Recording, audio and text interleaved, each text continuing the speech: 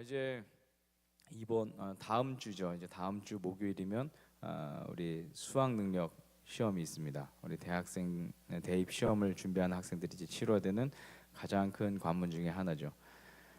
시험 시간이 되면 문제를 다 아는 친구들, 답을 다 아는 친구죠. 문제는 다 아니까 답을 다 아는 친구들 같은 경우에는 별 고민 없이 문제들을 이렇게 슥슥슥슥 이제 풀어 나갑니다. 그런데 문제는 답을 잘 모를 때 이제 나타납니다. 굉장히 이제 혼란스럽죠. 과연 1번이 맞는가, 2번이 맞는가, 3번이 맞는가 이렇게 고민을 하면서 굉장히 혼란스러워합니다. 저도 제 인생에 있어서 제일 혼란스러웠던 때는 초등학교 2학년 때 그 시험이었습니다. 초등학교 2학년 때 시험에 문제가 나왔었는데 문제가 당시 저로서는 굉장히 어려운 문제는 아니었는데 굉장히 혼란스러웠던 그런 문제였습니다. 문제는 뭐냐면 빨간 불일 때 길을 건너야 되는가, 파란 불일 때 길을 건너야 되는가라는 그런 문제였습니다. 아직도 제가 똑똑하게 기억하고 있는 그 문제입니다. 답은 뻔하죠, 그죠? 파란 불일 때 길을 건너는 게 맞습니다. 파란 불일 때 길을 건너는 게 맞는데 당시 이제 저희 뒤에 제 바로 뒷자리에 누가 앉아 있었냐면 저희 장로님 딸이었거든요. 저희 같은 반 친구였는데 장로님 딸이 그 친구는 공부를 좀 잘 못했어요. 그래서 저한테 이렇게 콕 찔러서 물어보는 겁니다. 컨닝을 하는 거죠. 콕 찔러서 물어보면서 빨간 불일 때 건너야 돼, 파란 불일 때 건너야 돼 이렇게 얘기하는 겁니다. 근데 제가 그 얘기를 듣고서는 처음엔 파란 불이라고 생각을 했다가 생각을 해보니까 또 헷갈리는 거예요.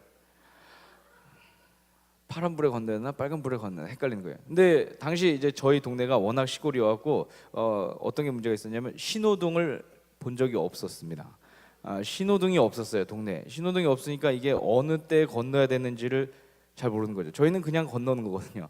횡단보도도 없었으니까.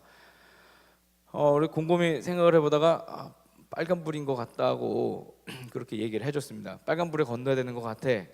그래서 이제 왜냐면 빨간불에 차가 멈추니까 그때 건너겠지 이렇게 생각을 했던 것 같아요. 다 멈추는 줄 알고. 그러다가 이제 또 문제를 풀다가 생각이 나는데 이거 아닌 것 같아서 저도 옆에 있는 저와 이제 1, 2등을 다투었던 그 반 친구에게 옆으로 이제 물어봤습니다. 이렇게 컨닝을 또 한 거죠. 야, 누구야? 빨간불에 건너야 돼. 파란불에 건너야 돼.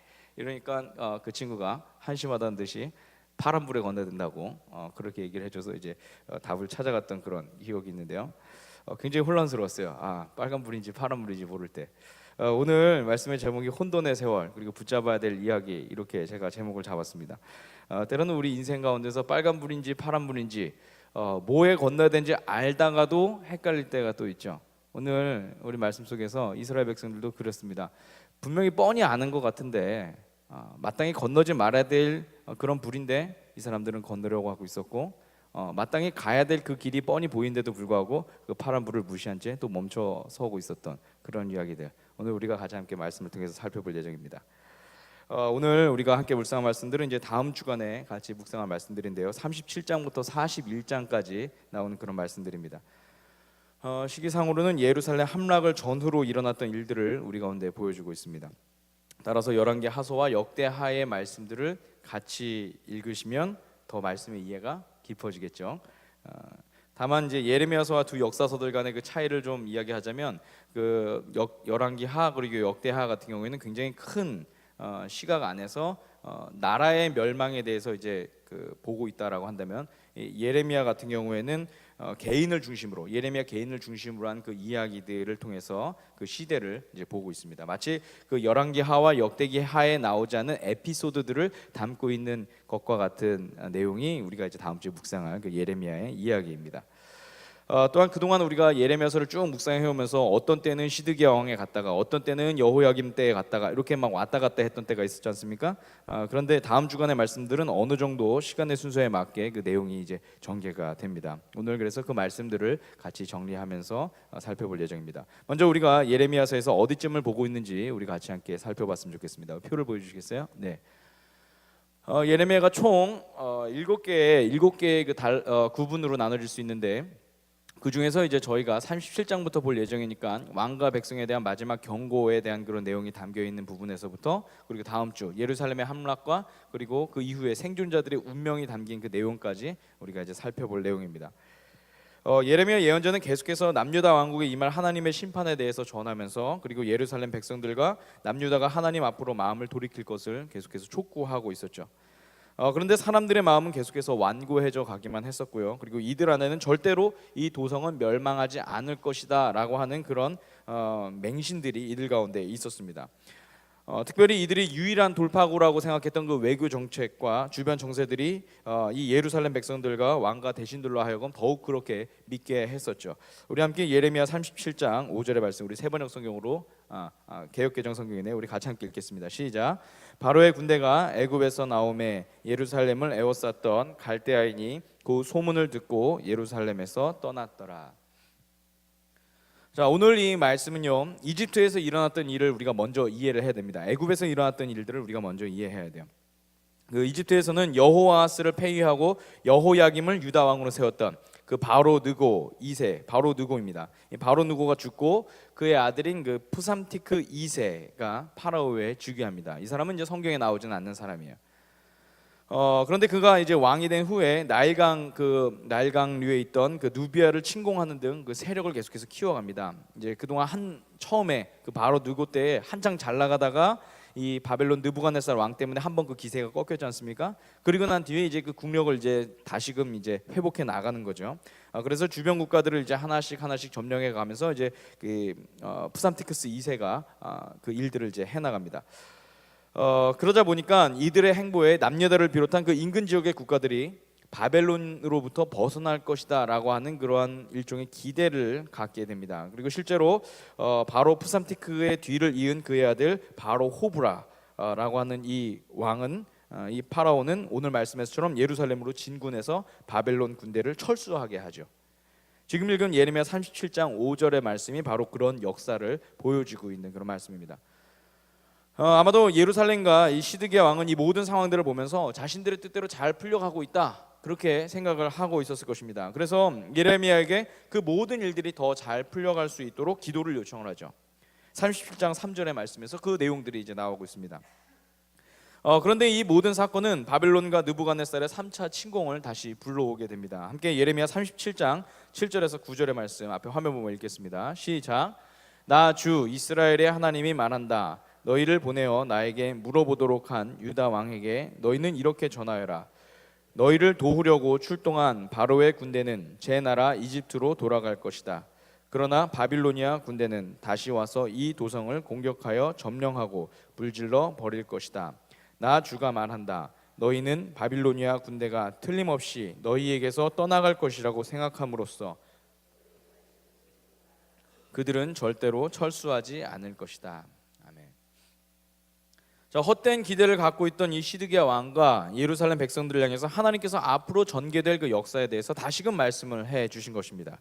그리고 이후 성경은 시선을 옮겨서 예레미야 개인에게 일어났던 그 핍박에 대해서 보여주고 있습니다. 우리가 내일부터 묵상할 37장 11절 이하의 말씀드립니다. 예루살렘을 포위했던 바벨론 군대가 잠시 그 떠난 틈을 타서 이 바로 아까 얘기했던 그 바로 호브라에 의해서 이제 바빌론 군대가 잠시 떠나자 이때 예레미야가 개인적인 일을 처리하기 위해서 고향으로 잠시 나아가려고 합니다. 이는 아마도 우리가 지지난 시간에 같이 들었던 32장 7절에서 나온 그 아나돗에 있는 땅을 사는 일과 관계되었을 것으로 그렇게 추정을 해볼 수가 있습니다. 그런데 그가 베냐민 땅으로 가기 위해서 예루살렘 북동쪽 성벽으로 나와 있는 그 베냐민 문, 이 베냐민 문은 성경 속에서 여러 번 나오는 그런 문인데요. 그 재판관의 문이라고도 합니다. 그래서 이제 왕이 이 문 곁에서 이제 재판을 했던 것이죠.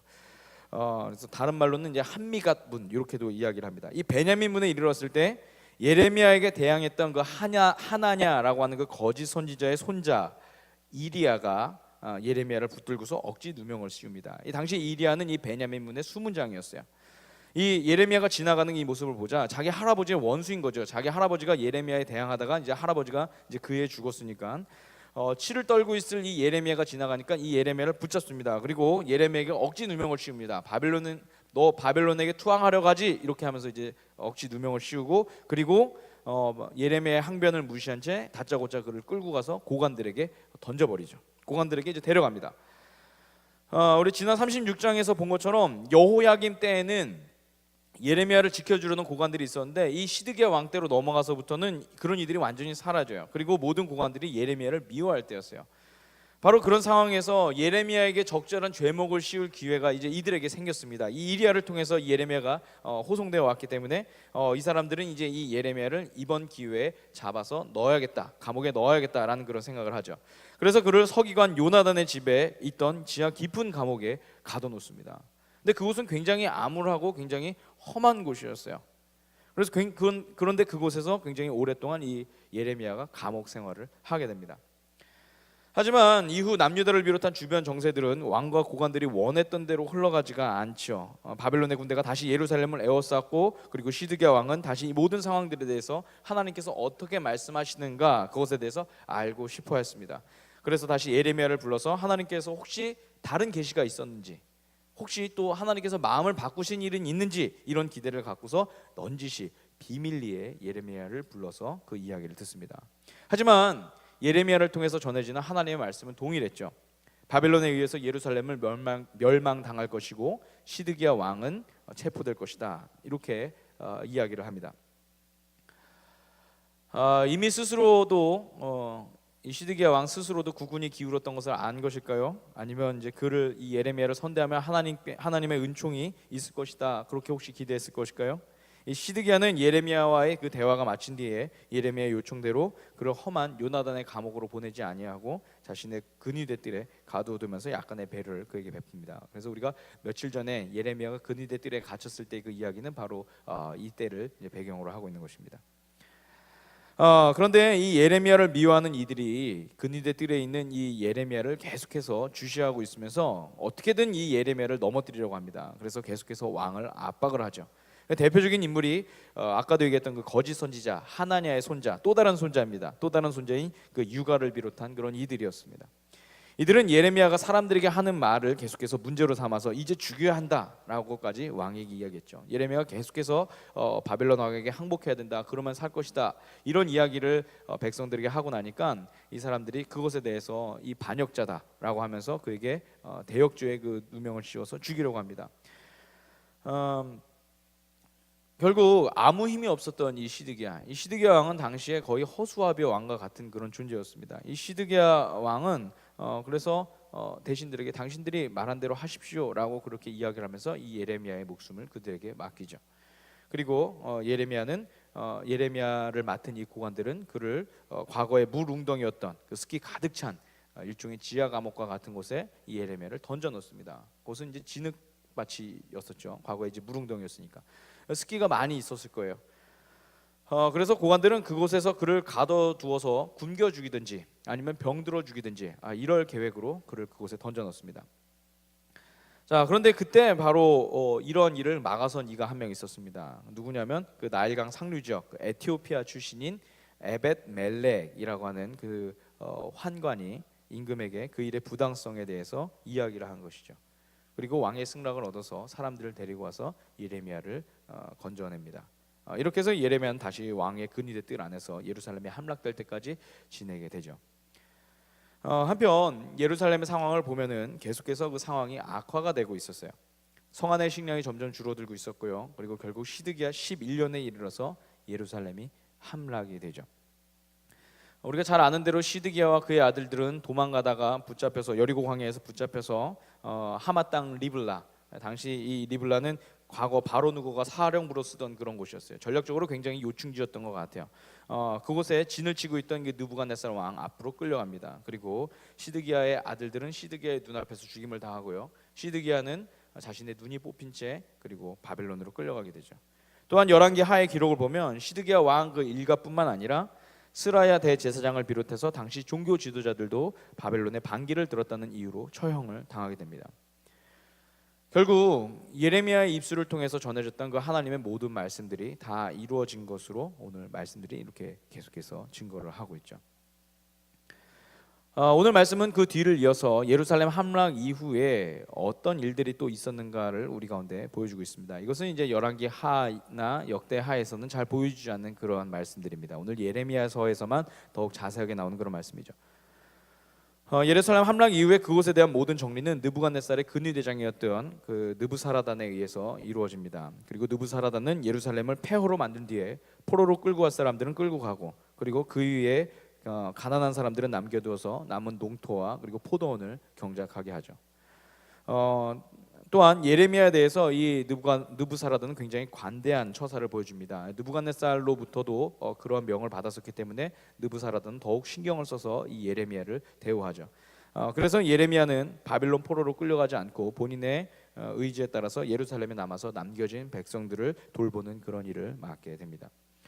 그리고 성경은 시선을 옮겨서 예루살렘에 남겨진 이들에게 어떤 일들이 있었는가, 이것을 우리 가운데 계속해서 보여주고 있습니다. 40장 이하의 말씀들이 나오고 있죠.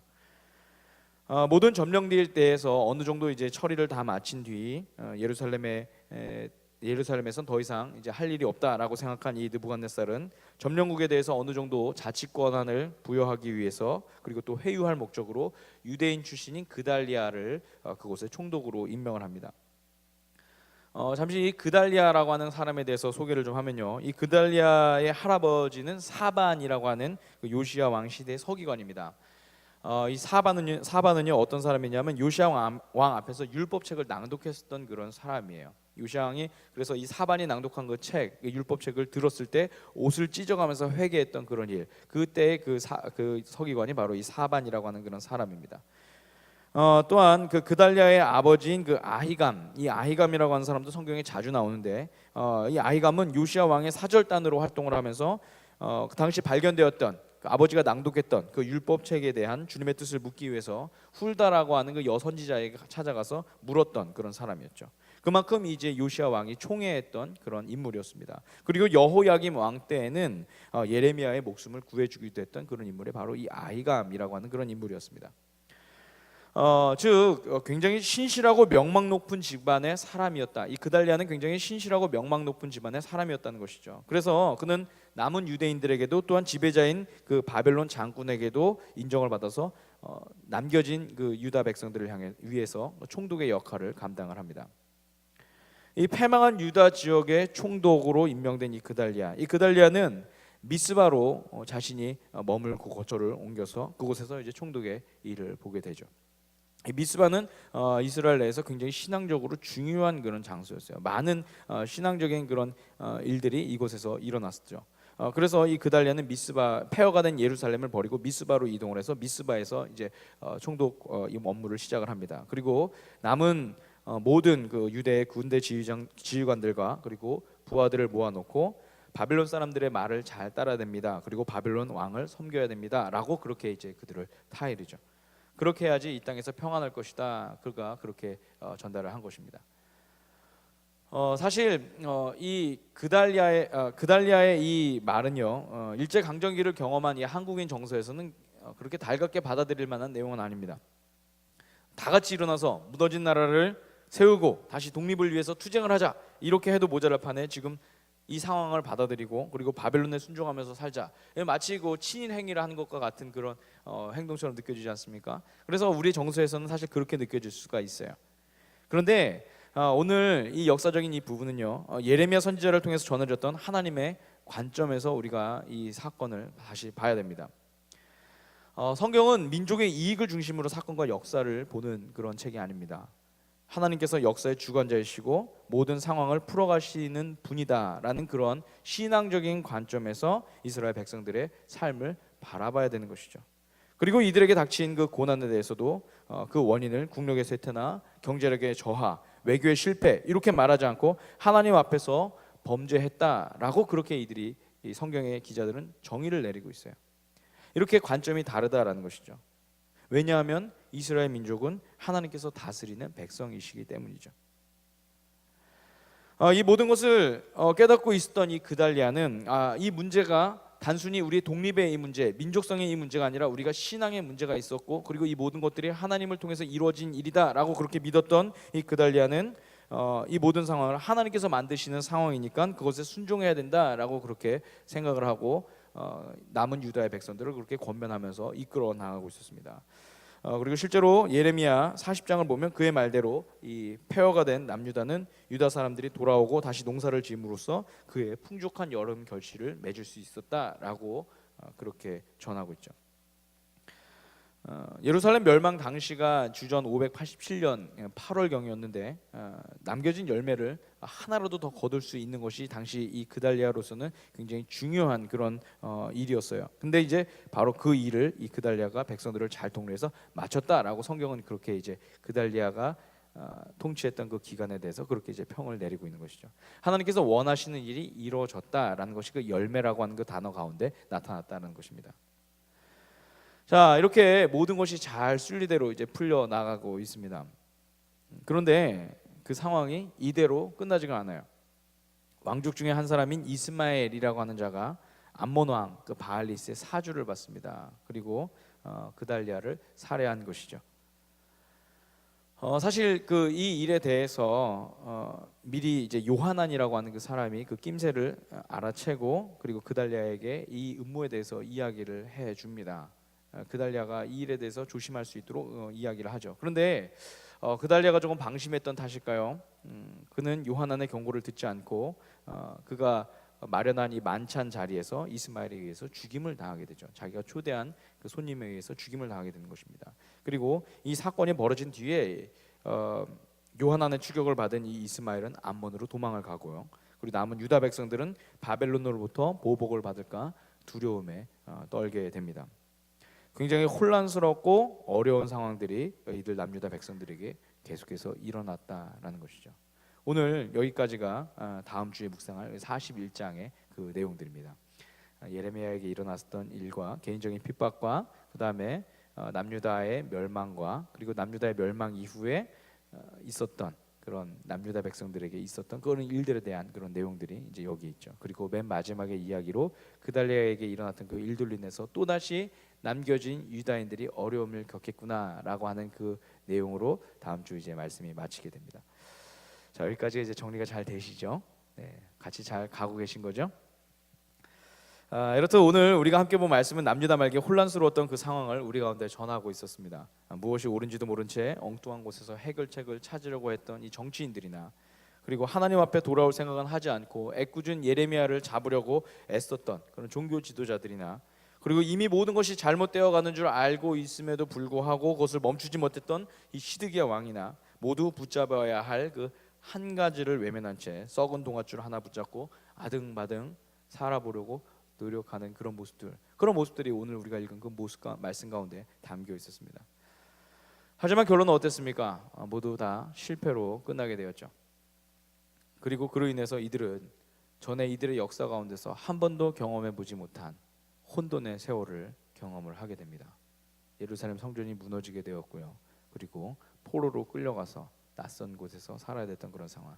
그리고 예루살렘은 한 번도 경험해 보지 못한 아주 끔찍한 가난을 경험을 해야 했습니다. 그런데 바로 이런 혼란스러운 그런 이야기들 속에 이 혼돈의 세월 속에서 성경은 한 인물을 주목을 하고 있습니다. 바로 에티오피아 출신 환관인 에벳 멜렉이라고 하는 사람입니다. 이 에벳 멜렉이라고 하는 그 이름의 뜻은 임금을 섬기는 종이라고 하는 그런 뜻이에요. 그는 앞서 예레미야가 무릉덩이 감옥에 빠졌을 때 위험을 무릅쓰고 예레미야를 건져냈던 그런 사람이었죠. 에티오피아 출신인 그가 어떻게 이 유다까지 와서 유다 왕의 환관이 되었는지는 알 수는 없으나 확실한 것은 그가 하나님을 두려워하는 신앙을 가졌다는 것입니다. 그리고 또 한 가지, 그는 무엇을 붙잡아야 하는지 분명히 알았던 그런 사람이었죠. 우리 함께 예레미야 39장 16절과 18절의 말씀을 16절에서 18절의 말씀을 같이 함께 읽겠습니다. 시작. 너는 저 에티오피아 사람 에벳 멜렉에게 가서 이와 같이 전하여라. 나 만군의 주 이스라엘의 하나님이 말한다.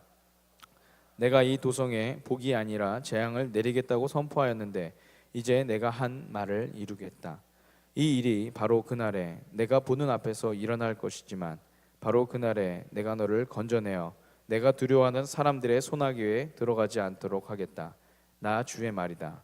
오히려 내가 너를 반드시 구해서 내가 칼에 죽지 않게 하겠다. 내가 나를 의지하였기 때문에 내가 너의 생명을 너에게 상으로 준다. 나 주의 말이다. 아멘. 하나님께서 예레미야의 입을 통해서 에벳 멜렉에게 주시는 그런 말씀이었어요. 아무리 의로운 선택을 했던 그 에벤 멜렉이라고 할지라도 그 혼돈의 세월을 벗어날 수는 없었습니다. 그 역시 예루살렘이 당할 고난과 그리고 재앙의 그 한 가운데서 그가 자신의 눈으로 그 모든 것들을 바라봐야 했었죠.